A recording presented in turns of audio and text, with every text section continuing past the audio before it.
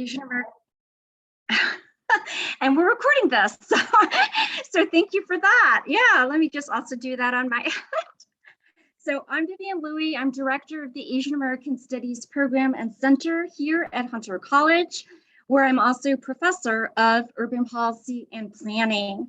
So I am honored to introduce today's installment of our Asian Americans Arts and Activism series. Today we have Yale professor Grace Kao. She will present on BTS and K-pop, why they should matter to Asian Americans.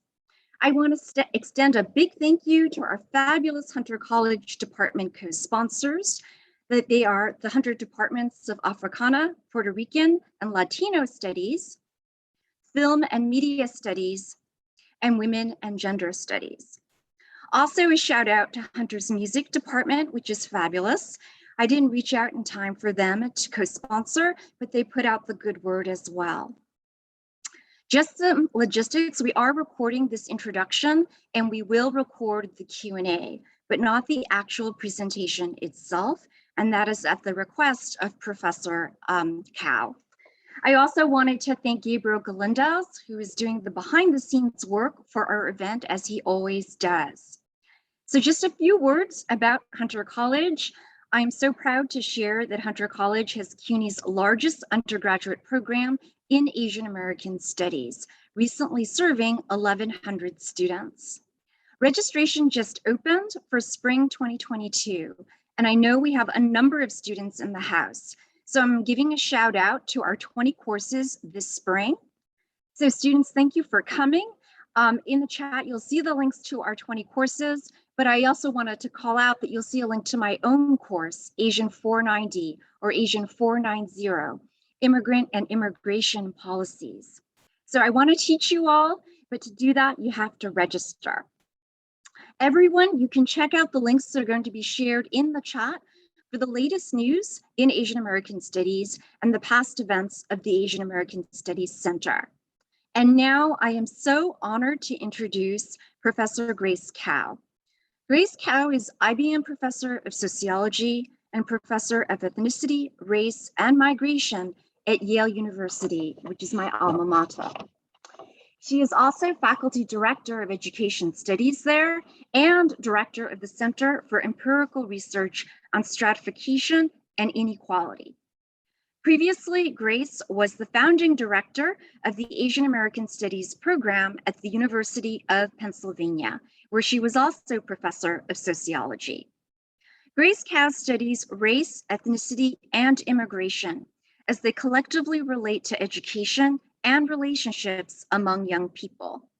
She also has interests in the effects of migration on young people, and she's written papers on these topics in Mexico, China, and in Spain.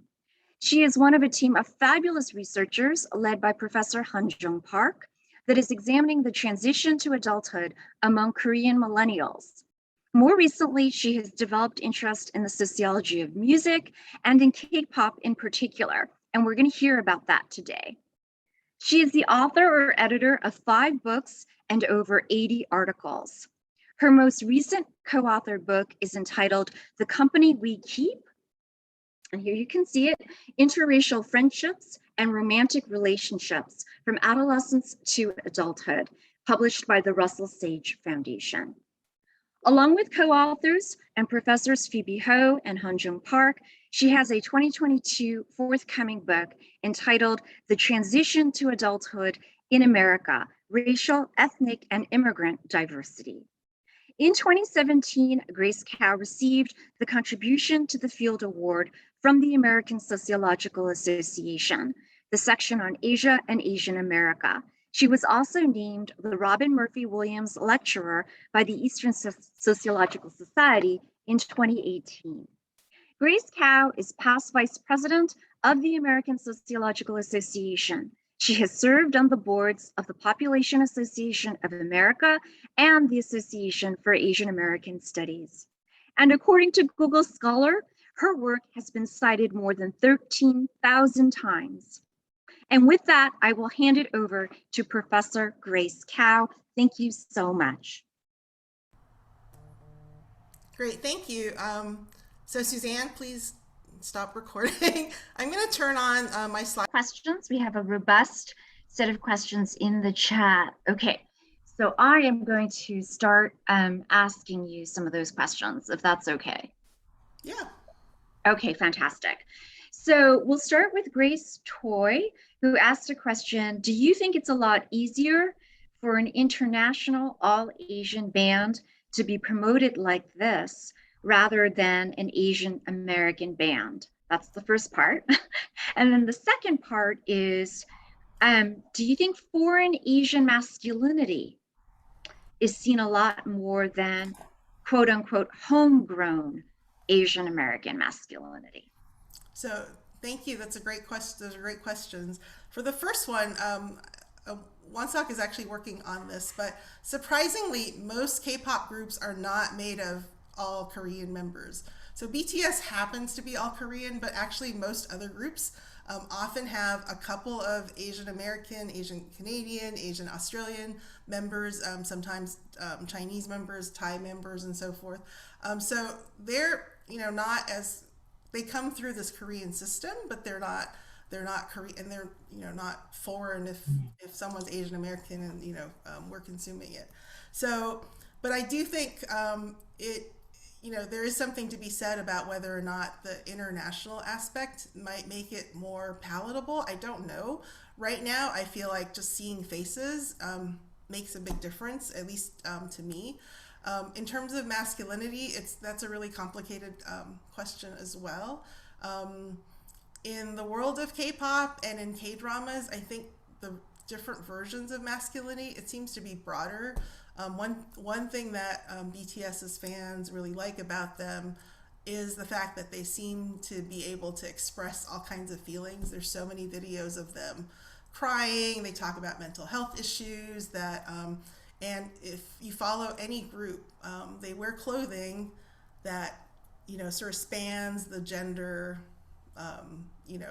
continuum. Just every kind of outfit in different settings, and they're not embarrassed. They're not worried about how they look and so forth. So I think it is just different. And my co-author Wonsock is here. Do you want to add anything? You can turn your mic on. It's okay. Yes, Wonsock, please. If you want to, though. Don't be shy. Yeah. Yeah. So, but yeah, thank you for mentioning me. But I thought Grace already answered the question, so yeah, there is nothing to add. Yeah, maybe later. Okay, Wonsock, thank you. Good to see you. Actually, Grace, there's another question that came up in the chat that's related, is how is the perceived misconception that Asian men are not attractive, which you did discuss in your presentation, but how has that changed since K-pop has become popular in the West? Yeah, so I think that's a question that remains to be seen. So I'm just saying, we need to keep an eye on it because things don't change overnight. So by no means am I saying, oh, now that BTS is here, everything is going to be fine. But I do think that there is a large fandom of people that are consuming these images of just, there's lots of attractive Asians, Asian men, Asian women, and so forth. But especially for Asian men, so many people have done work on, internet dating, ratings of attractiveness, and so forth. So it's very clear that they're not perceived in a positive light in the U.S. dating market. So I don't see how it can hurt, but I don't know.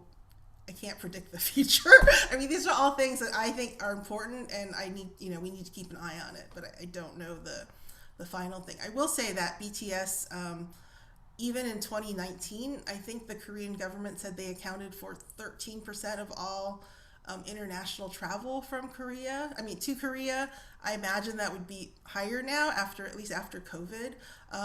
And there are women that consume K-dramas and so forth that I think now believe Korean men are attractive because of this media, and they go to Korea with that in mind. I mean, there are people studying this, but I don't know how pervasive it is.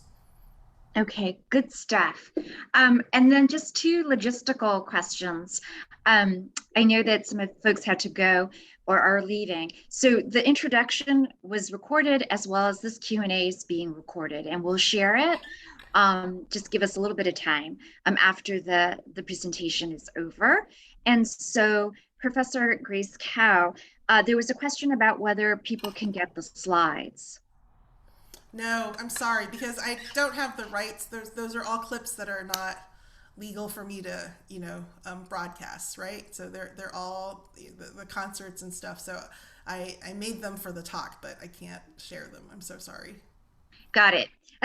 All right. Thank you so much. And then there were some questions or just notes that were taken by folks in the chat. For example, appreciation for BTS's call outs around mental health. And then also appreciation that BTS appeals to all generations. And also appreciation that somehow they're able to transcend the language barrier. So Grace, if you want to talk to any of those points or not, Yeah, I just, it's still a mystery to me, and I think Wonsak knows so much more than I do about how this group is able to.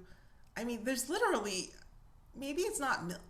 I mean, they certainly have millions of fans, but there are maybe tens of thousands of very dedicated fans that are doing a lot of free labor. So when I started studying this, I could not believe all the stuff that they did. I just gave you a tiny, tiny taste of what people do. But, they're actually out doing PR for this group. It takes time to, translate videos, and for all these fans to, for instance, when they tweet something, there are translations in all kinds of languages that go out immediately. Even though VLive and Weverse has its own translating software, the fans really hate it. They don't like it, so they just do their own, and it's immediate. So now that I'm following this, it's not that hard to keep up in a way. I mean, there's a lot of information, but fans are so good about disseminating this information. So all I have to do is go on Twitter, and just like everything is coming at me. And so I always feel like I'm pretty up to date on these things, as long as you're on social media. So I think the question that the music industry, and this is the Western music industry, is very interested in is how does a group get its fans so devoted and so they become such a big part of their lives, right? So it's just like constant content. It's hard to keep up with the stuff that BTS is putting out. So I don't know how. I don't think they sleep. I mean, I don't even understand how this works.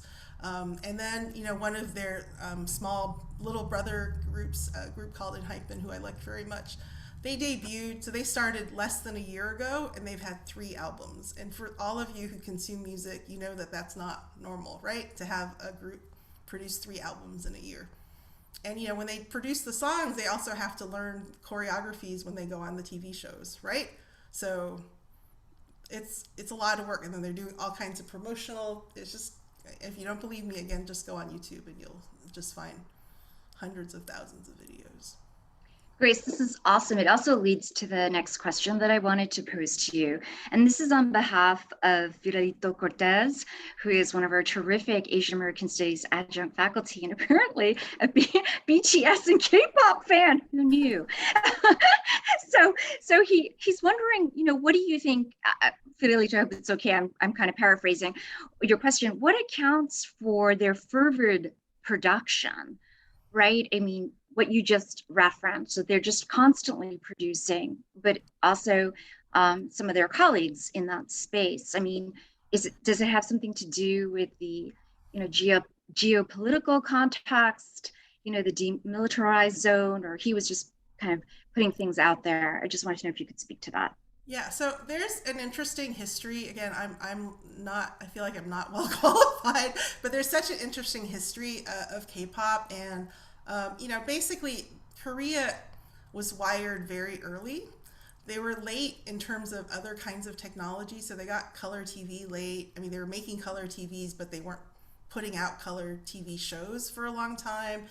But once they, Wonsak can tell you this whole history if you want, but basically once they were connected on the internet, they were very good at using that technology.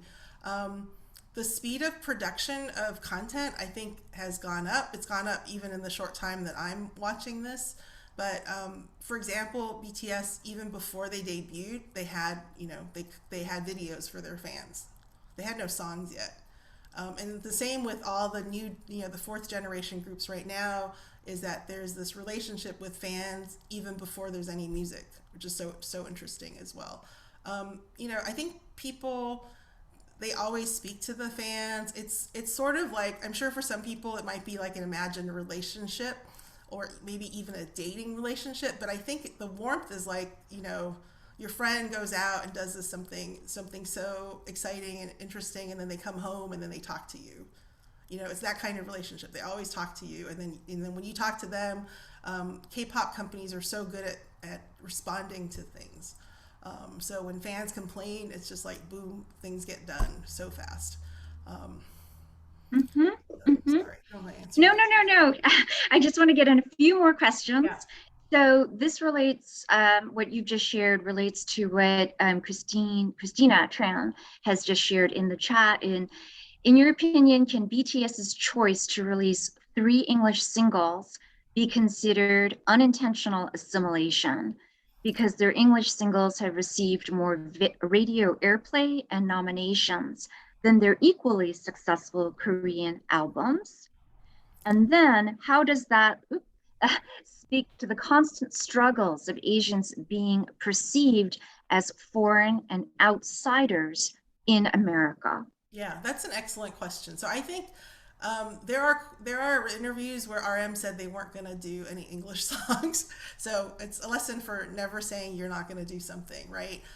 What I understand is that Columbia Records, they were pressured to release an English song. They were so popular, but the radios did not play BTS songs, didn't play the Korean songs, and that was preventing, sort of movement into the upper echelons of the ranking. So fans already figured that out like really quickly. It's a compilation of YouTube views, Spotify streams, how many times, I don't know if you guys know this, but when you Shazam a song, that's also counted, and that's counted in the statistics. So if you want to help your group, you got to Shazam things. You have to do all this stuff, and you have to do it at a certain pace and not all in a row. It's just like there's so many rules. But the point is, I think their boss, their manager, Bang Si-hyuk, is very ambitious, and this was a way to get K-pop on the map. I think they sort of had to do it, but probably the long-term fans, I don't want to speak for everyone, but I think many fans think their Korean songs are much better. Dynamite sort of has these almost nonsensical lyrics, and it's so interesting. We could go on and on about Dynamite, but it's written by 2 English people, sung by 7 Korean men, shot on a soundstage in Seoul, and it's about like some imagined view of LA in the 80s and 90s. It's just kind of, the whole thing is bizarre, actually, if you think about it. So yeah, the foreign US thing, again, excellent point. But I do think, again, there are so many people in K-pop that are Asian Americans. I didn't get to talk about this at all. This, merits, I hope someone writes a dissertation on this, but from the beginning of K-pop, there were, artists who basically felt like they couldn't make a career in the US, right? Because they were Asian Americans. They moved to Korea. Many of them are Korean Americans, and they have a career there, but I think many of them would aspire to having a pop career here. And Eric Nam is someone that comes to mind, who just released a new album, and he always says, he's very vocal about, his goal was to always come back somehow. So, I think it's dangerous for us to think that K-pop is this foreign, exotic entity, because there's already a lot of Asian Americans who are there, who have been doing this since the very beginning.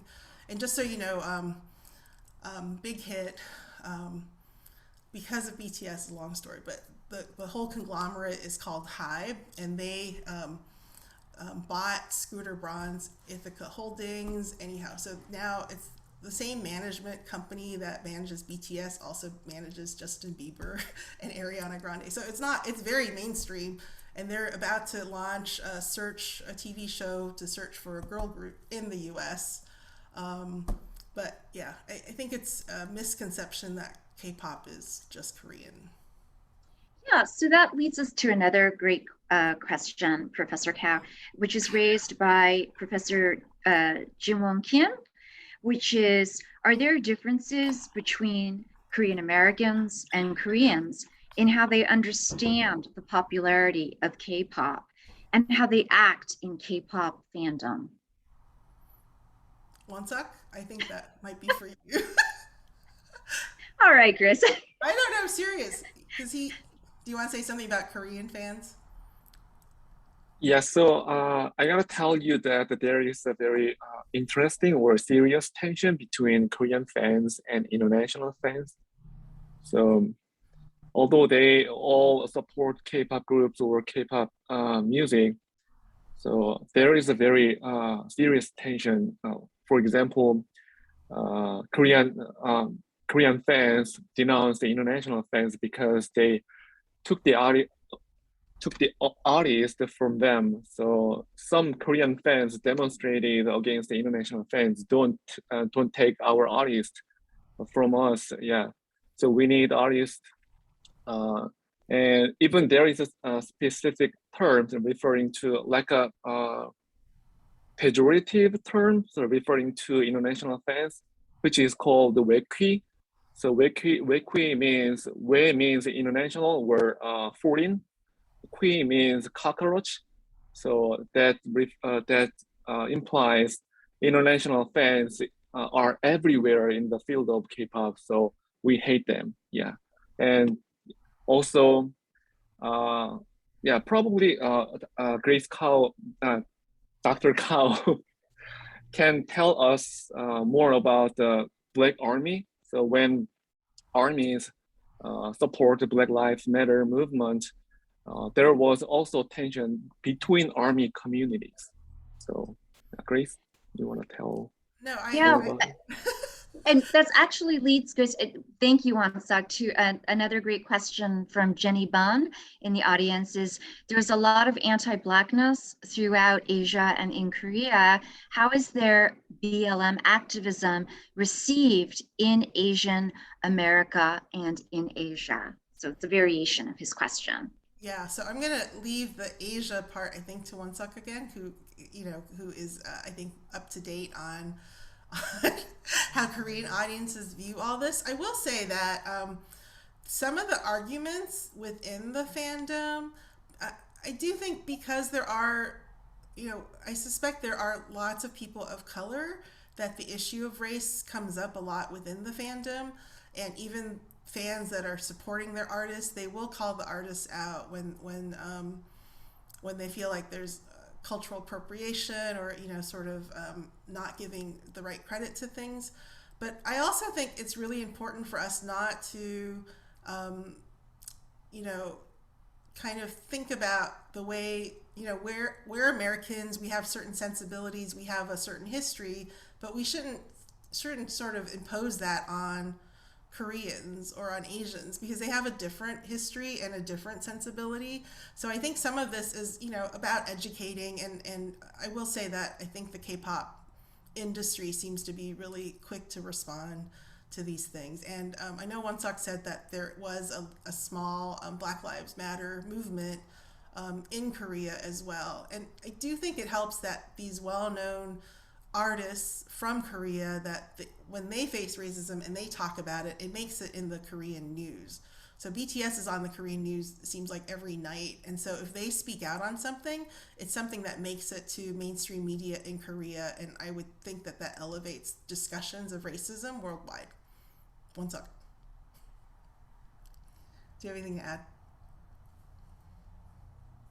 Okay, well, I'm going to call on you again, Grace and Wonsak, because Professor Phoebe, who has a great question for you both. Can you comment on how consumption of BTS, Hallyu in general among Asian Americans can be incorporated into how we think about questions of assimilation? She gives me a call out, thank you, Phoebe, that I've written before on how second generation Chinese Americans' conception of Chinese pop music can be viewed from a transnational lens. So does this mean we need to think a lot more about transnational ties via cultural products when discussing Asian American identity?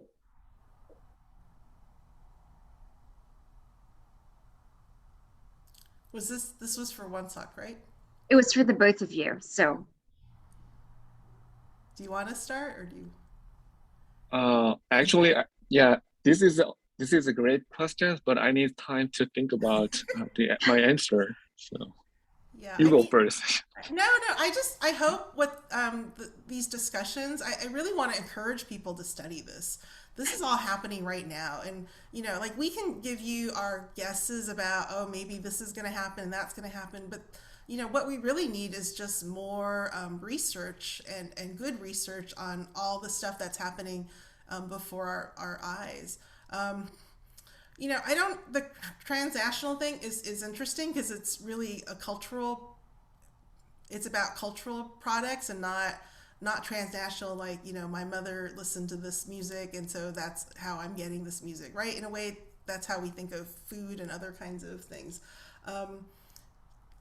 I think the way K-pop is produced right now, it is for an international marketplace. So maybe the K-pop fans are, K-Army or Korean fans are unhappy because the product is, they do have that in mind. And just little things like I noticed again, the BLM donation is in dollars, not won, right? When they release new songs, it's always on Thursday night at midnight because that's when Billboard will start counting for the following week. Like everything is very intentional, but it's not intentional for the Korean charts or, well, I guess the Japanese charts. They'll do the Japanese songs according to that calendar. But the calendar recently, and not just for BTS, but for all these groups that are going to chart eventually, they will. It's all with the U.S. market and Billboard and how these things are working. And I know that there's a sociologist at YouTube. They're very focused and interested in K-pop because I didn't even get to talk about YouTube, but groups like BTS and Blackpink, they all have videos that have like just so many, not just a lot of views, but when Dynamite and Butter came out, they had 100 million views in 24 hours. I don't know if that's even conceivable. Like, that's just, and don't think it's just people clicking because you have to watch the whole thing for it to count. Like I know the rules now. You can't watch them in a row. You got to go watch something else. So when people make Spotify playlists, you can't just have a playlist of Butter 20 times. You got to alternate things. There's just a million things that fans are smart about because they feel like that the industry has cheated groups like BTS out of things because they won't play them on the radio. Well, Grace, that was actually a question that was raised earlier, but I think we've run out of time. No, God, don't be sorry. You're amazing. Thank you so much to you and to Wonsock, who kind of leapt in there as well to answer such great questions. Thank you to everyone in the audience. Students, if you're still here, check out our Asian American Studies courses. You'll see links in the chat as to where you can find them. So we have two great new courses, one that I teach on immigrant and immigration policies, Asian 490, another great course taught by Jackie Mariano on gender and globalization. And thank you so much to Professor Grace Kao for coming today and for leading us on this tour de force of BTS and K-pop. Thank you, thank you. Take care, everyone. Bye-bye. Thank you for coming.